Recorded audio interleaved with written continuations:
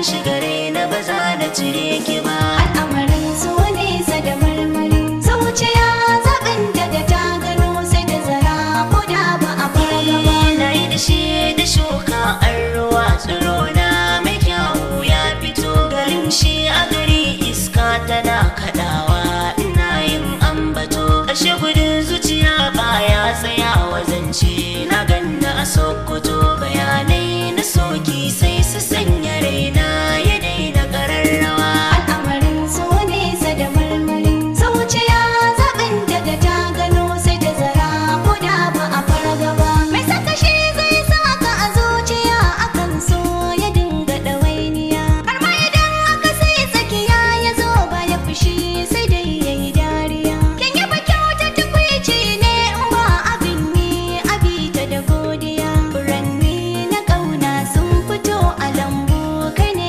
mai ban ruwa. Al'amarin so nesa da marmari, zuciya zaɓin daga ta gano sai ta zara ko da ba a fara gaba. Ki riƙe alƙawari a jikin kira ba ƙauna so zai daɗa armashi. Da kin gana daga murya sai ki sai ta harshen ki dole na bar fishi. Duk wanda ya ci amanar so wajen hukunci amansa da garwashi.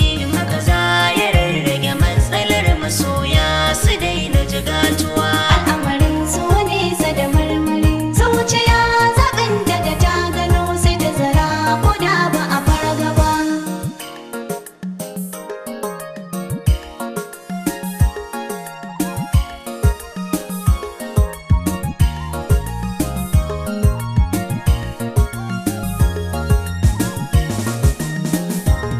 Al'amarin so nesa da marmari, zuciya zaɓin daga ta gano sai ta zara ko da ba a fara gaba.